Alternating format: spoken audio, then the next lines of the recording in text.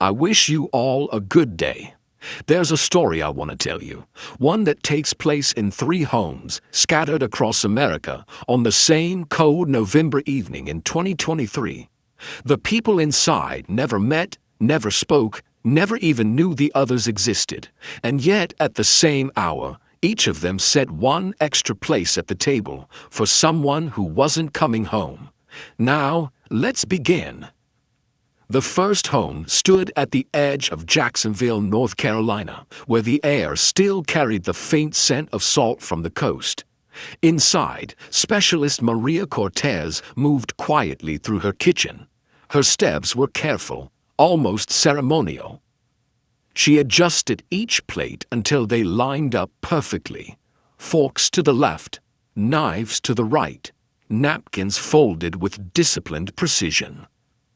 3 plates, 3 glasses, and 1 empty chair. Her son, Mateo, watched from the counter, chin resting in his palms.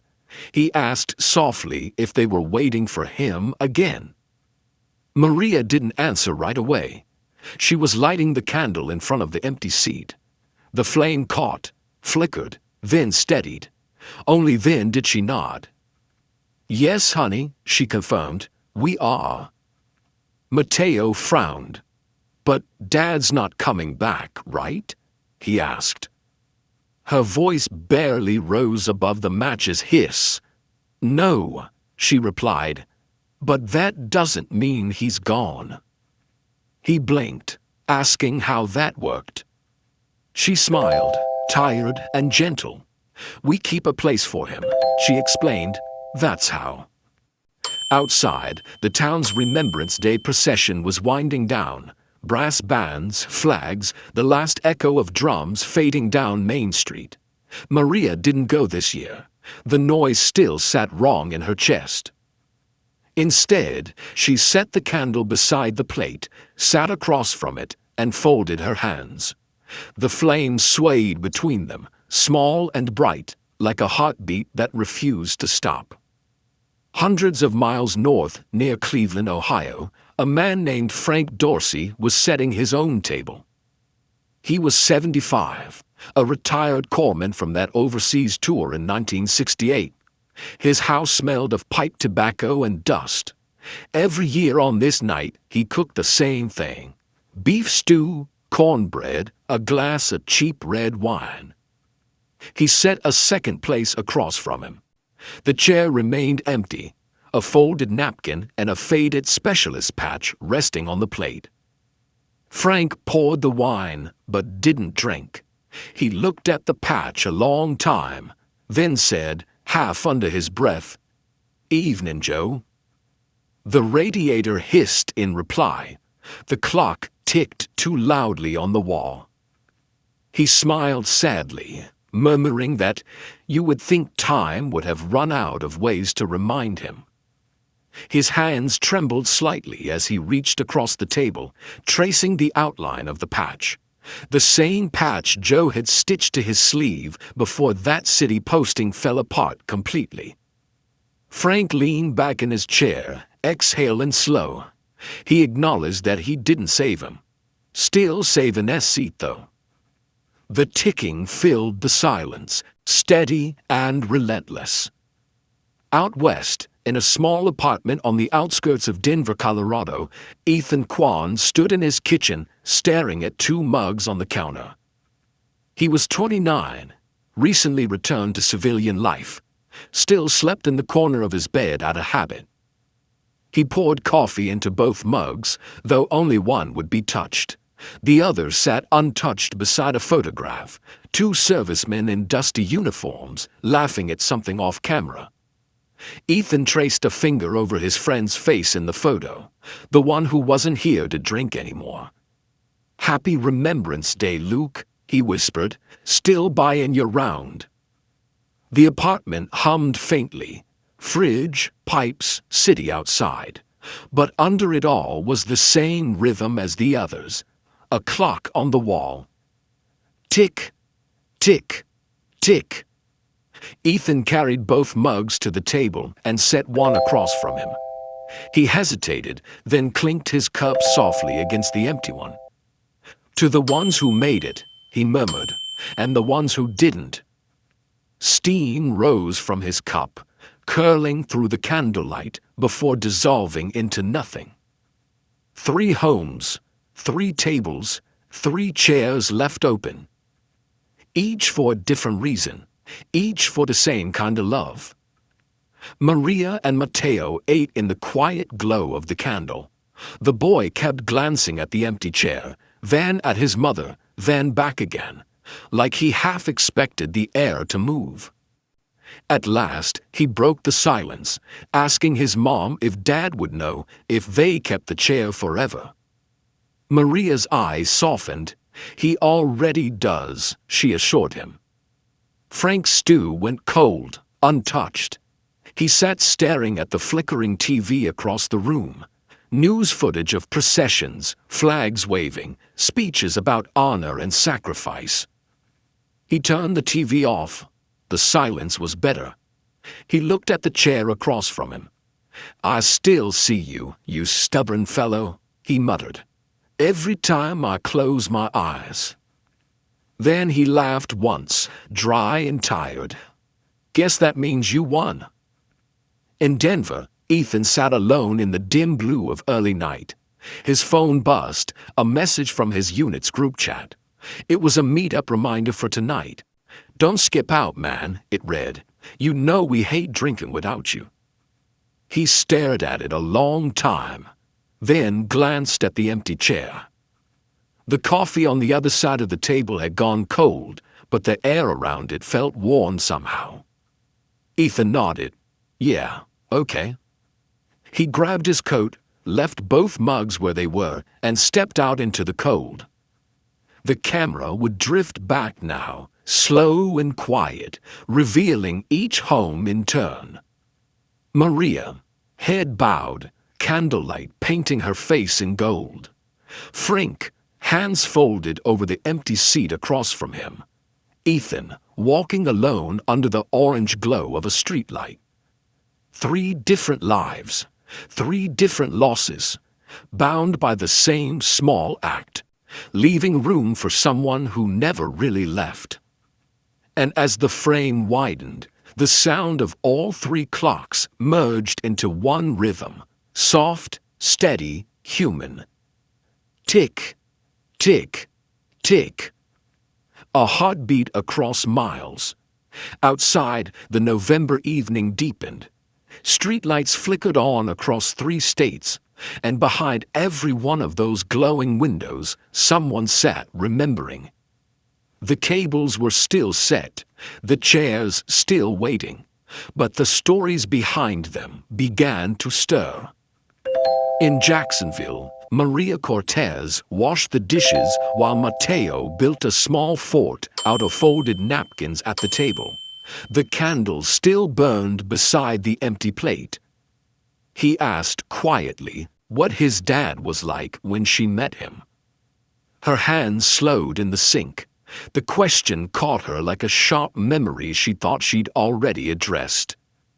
"He was loud," she said finally, too sure of himself, couldn't make a decent cup of coffee to save his life. Mateo giggled, asking if he talked about the service a lot. She smiled faintly. He was the service, every word, every step. But when he came home... Her voice trailed off. The kitchen light flickered, and for a heartbeat she saw him again, Officer Luis Cortez, standing at that same table in desert duty attire, boots steel dusty, grinning wide. He'd kissed her forehead before picking up Mateo, who was just 5 then. He had said that if Mateo kept growing like that, he would have to salute him.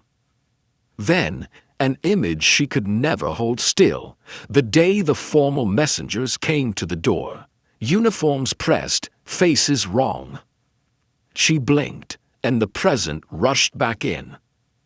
The candle flame wavered, but didn't die. Mateo watched her, sensing more than he understood.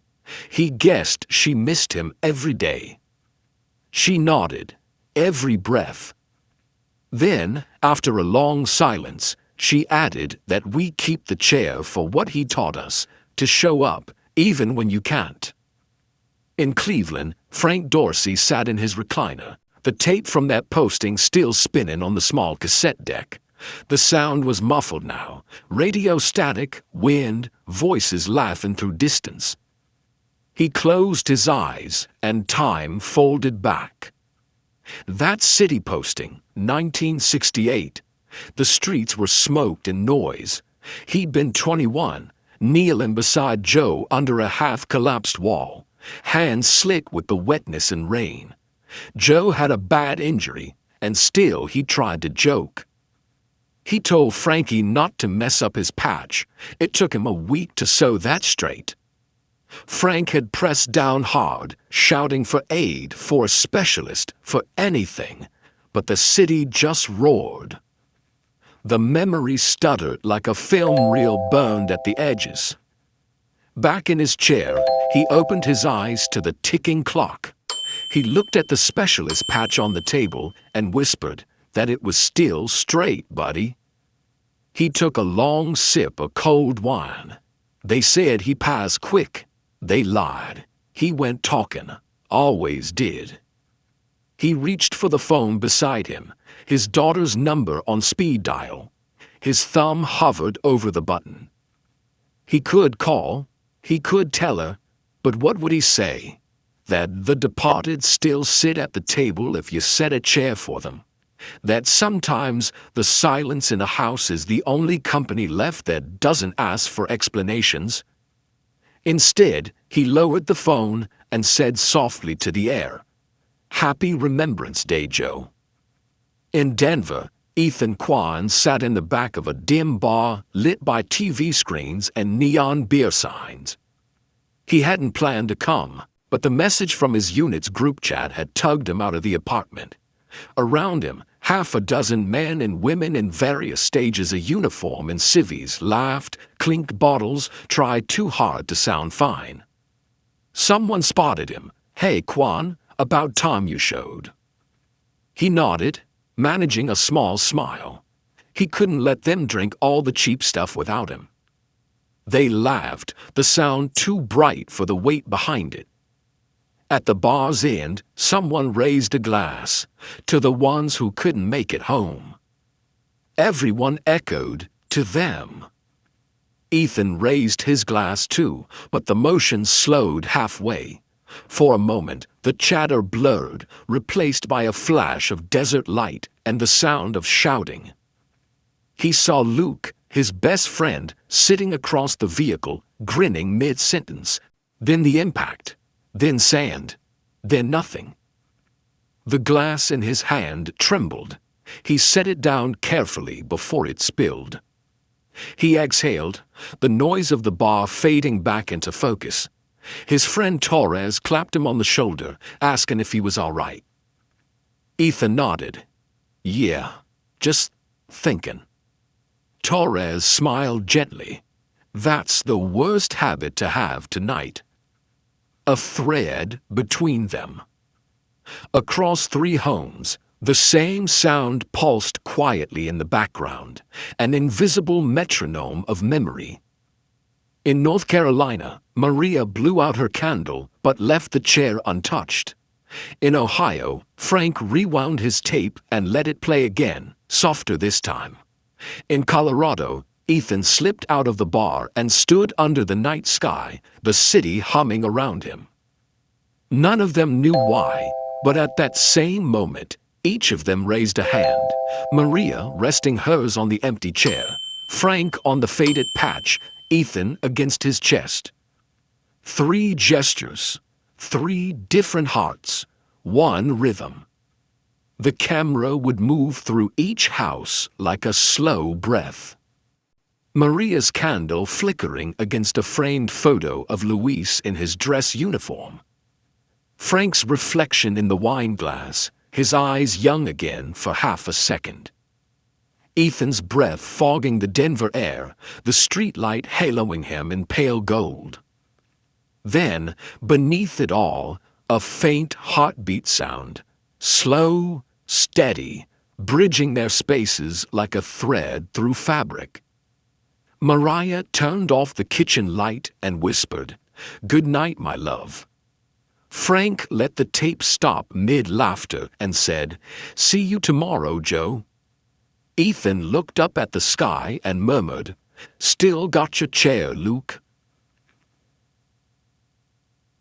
Back in Maria's house, Mateo padded into the kitchen in his pajamas. "Mom?" She turned. He pointed at the candle, still faintly smoking. "Should I light it again tomorrow?"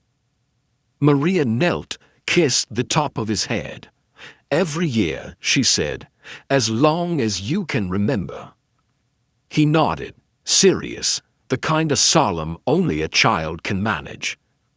As the night deepened, the last image would fade through the three homes, one into another.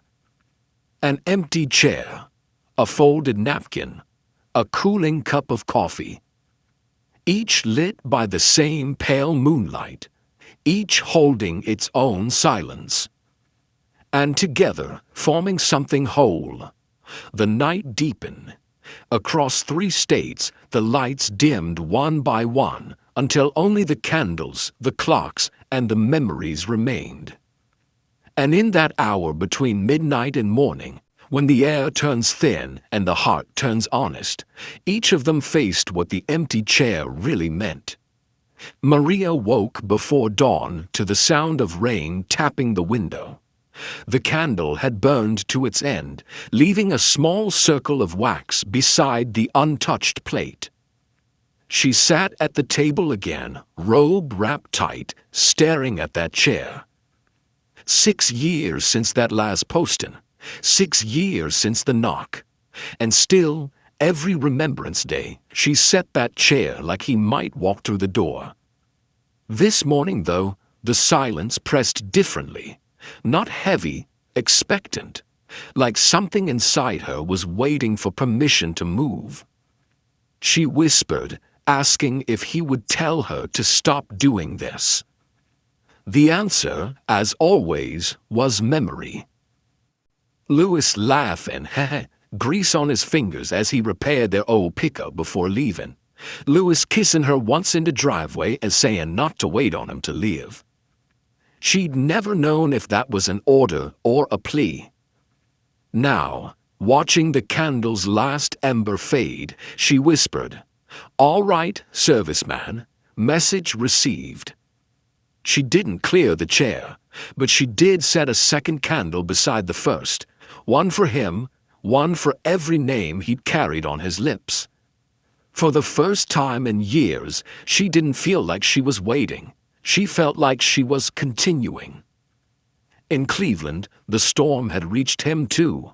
Rain pattered against the window like small feet hurrying home. Frank sat at his kitchen table, the specialist patch folded neatly beside an old photograph. 2 boys in uniforms, 21, still half children.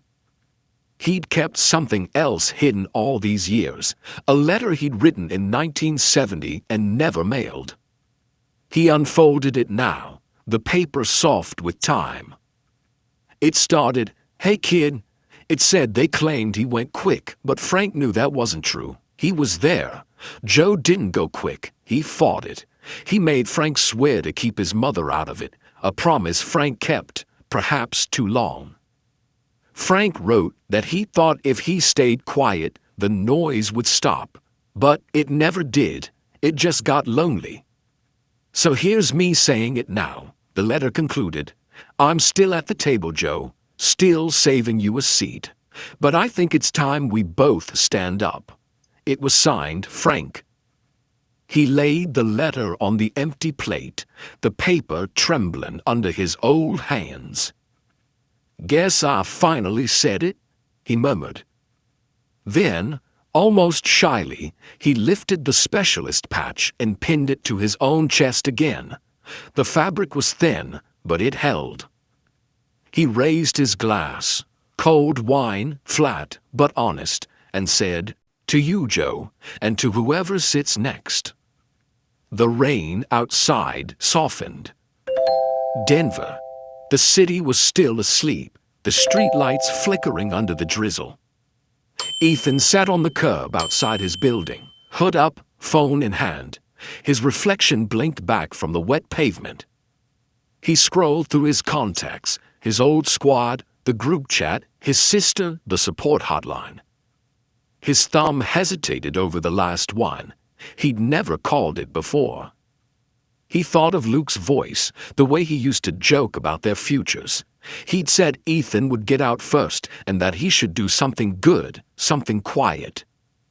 Ethan laughed softly under his breath. Yeah, well, working on it. He hit call. The ring felt endless. Then a voice, a woman, calm and practiced. The support line. This is Sarah. Are you safe tonight? Ethan exhaled, long and shaky. Yeah, just needed to hear someone answer. They talked for a while. Not about the conflict, not about loss. About the apartment, the coffee mugs, the silence that scared him more than any loud noise ever had. When he hung up, the sky had started to lighten. He looked at his reflection again, paler now, clearer, and said softly, "Good talk, Luke." He didn't need an answer. The thread tightens. Morning came slow and deliberate. In Jacksonville, Maria poured Mateo a bowl of cereal. He asked if they could leave the candles burning a little longer. She nodded. In Cleveland, Frank wrote his daughter a short text. He stared at the blinking cursor, then hit send. In Denver, Ethan claimed the 2 coffee mugs and put them side by side in the cabinet. Then, for the first time, he opened the window and let the cold air in. Each of them moved through their morning differently, but the same quiet rhythm followed them. A kind of unseen pulse passing from house to house. Tick, tick, tick. The heartbeat of those who remember and keep remembering. Later that day, a new sun rose over the 3 places. Maria looked at her table and smiled. Same time next year, huh? Frank laughed softly as he folded Joe's letter into his journal. Ethan sent a message to his unit's group chat. Still here. Coffee's on me next time. And far above them, as if stitched across distance, the sound of a single heartbeat echoed again. Soft, steady, familiar. Not the past calling back, but the present holding on. The screen would fade to a wide, quiet shot. 3 tables, 3 homes, 3 empty chairs. The candles still burning, the silence still full. And somewhere between them, the faint, unbroken rhythm of time itself refusing to forget. Dusk fell again the following evening. Different skies, same light. That slow amber wash that makes everything honest. In Jacksonville, the air was damp from the day's rain. In Cleveland, the street steamed where it hit cold pavement. In Denver, the mountains caught the sun and held it a little longer. Each home glowed warm against the darkening world, each table waiting once more. And though none of them knew it, all 3 had chosen this night, the one after Remembrance Day, to sit again with their silence, not as ritual this time, but as release. Maria lit both candles. Mateo helped this time. His hand shook slightly as he struck the match, but the flame caught on the first try. "One for Dad," he said softly, "and one for everyone still waiting," Maria finished. They stood in that light a moment, not speaking. Then Mateo asked if he could tell her something weird. Sure. He dreamed about him last night. He was at the table, but he didn't talk. He just smiled, like he wasn't sad anymore. Maria felt that air leave her chest.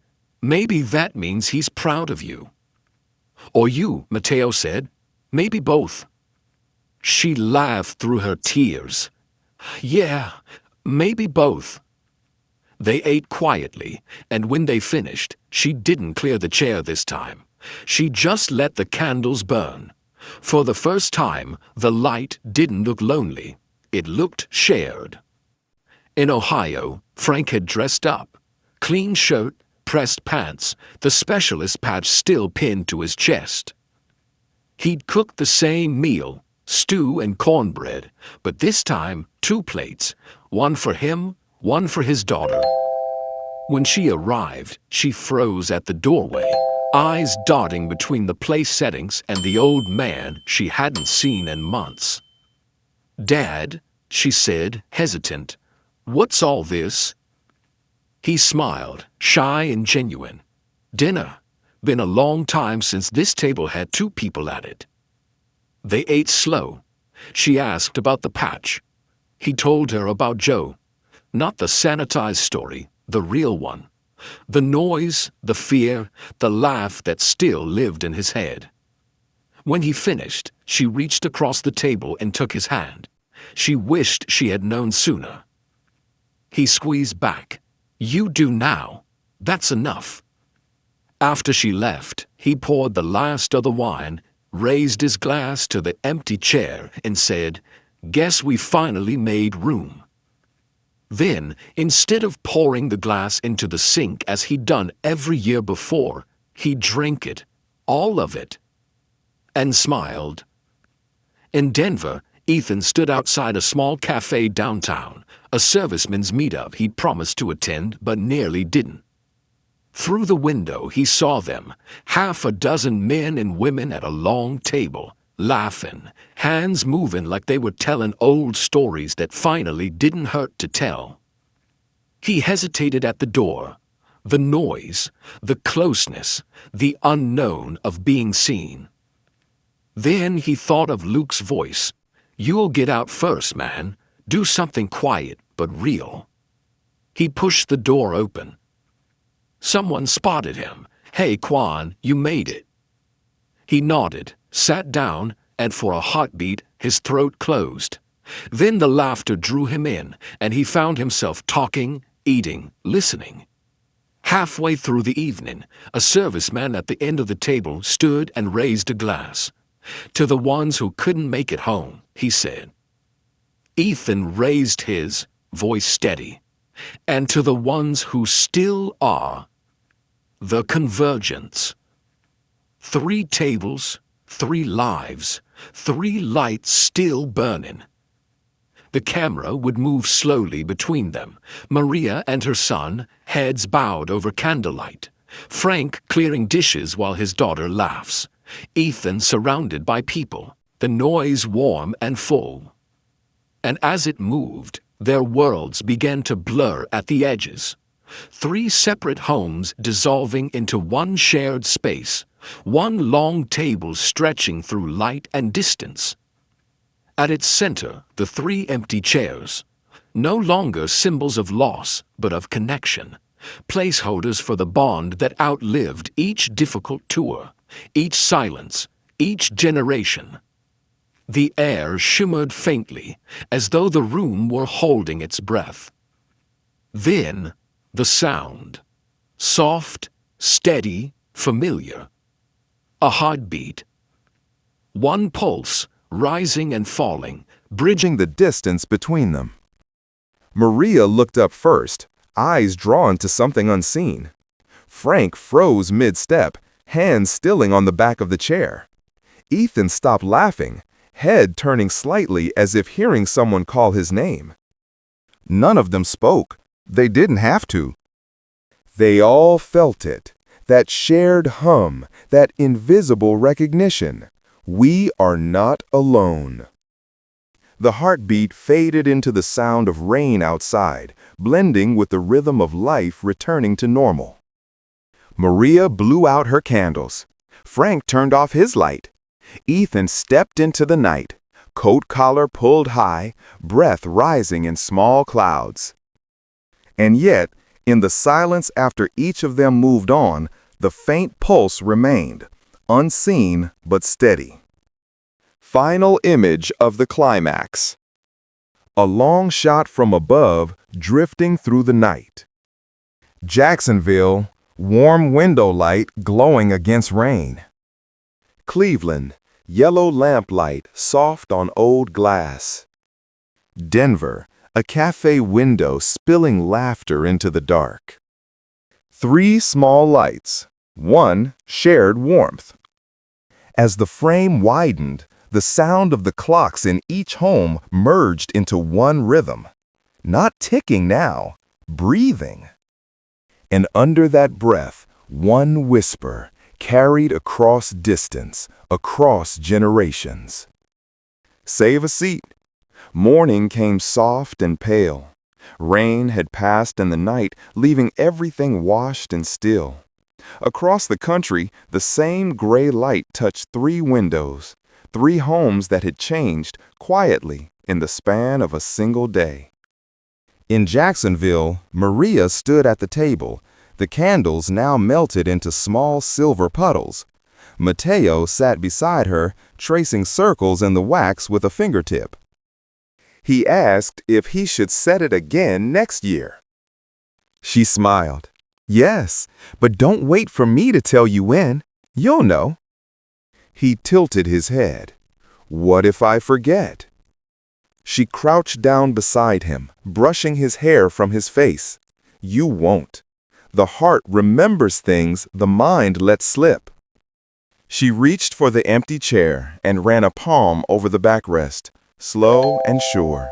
It wasn't an altar anymore, just part of the table again. The room felt full of air, of light, of peace. As they cleared the dishes together, she glanced at the window. The candle smoke had left a faint film on the glass, shaped almost like a handprint. She left it there. In Cleveland, Frank woke early, pulled on his coat, and stepped out into the chill. He hadn't done that in years. The wind cut sharp but clean, and the sky was the color of pewter. He walked down the block to the small Remembrance Park, his daughter's arm hooked in his. The memorial stone gleamed from the rain, rows of names carved deep. He reached for one, Joseph A. Bennett, and rested his fingers there. His daughter stepped back, giving him space. Frank stood silent for a long time, then leaned down and set the specialist's patch at the base of the monument. "Carried it long enough," he said softly. "Your turn to keep watch." Then, almost shyly, he smiled. "And don't give me that look, kid. You know I hate goodbyes." He turned, arm through his daughter's again, and walked toward the car. Behind him, the patch fluttered in the wind. Worn fabric, bright thread, a small flag of memory. Denver's air was thin and clear, sunlight bouncing off the rooftops. Ethan sat at a coffee shop downtown. The same group from last night now gathered around him. Laughter drifted over the clatter of mugs and spoons. At the center of the table was a small, empty chair. No one mentioned it, but when someone asked if they should move it to make room, Ethan said to leave it. He poured a second cup anyway, setting it there. One of the younger men, fresh from an assignment, looked at him curiously. Was that for someone? Ethan nodded. Yeah, a friend. The kid hesitated. What was his name? Ethan smiled. Luke, he'd like this crowd. They all raised their cups. No speech, no toast, just a quiet acknowledgement, the kind that doesn't need words. For the first time, Ethan felt like he was sitting at the right table again. The shared moment. The film would move gently between them now. Maria closing her blinds against the morning sun. Frank watching his daughter laugh beside him in the car. Ethan listening to the easy noise of conversation.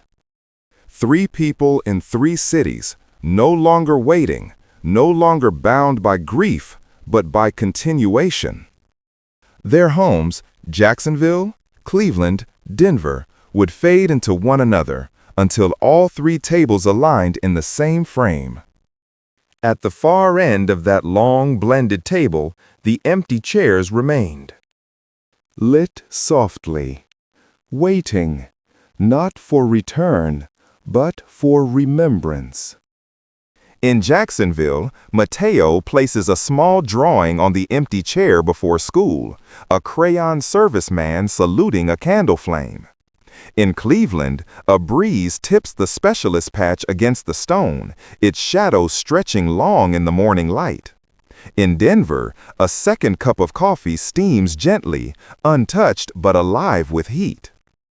The sound of the clocks from all three homes begins again, slow, steady, blending into a single rhythm.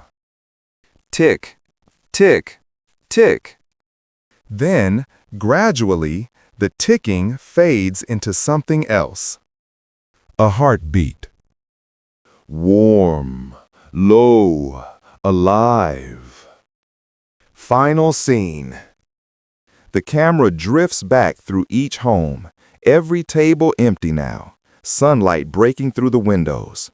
The world outside hums, school buses, morning traffic, life resuming.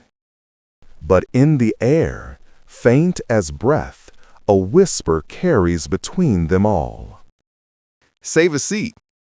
The frame freezes on the image of three chairs, distant but linked by one shared glow of morning light. A long beat of silence. Then, one last sound. Tick, tick, heartbeat. Fade to black.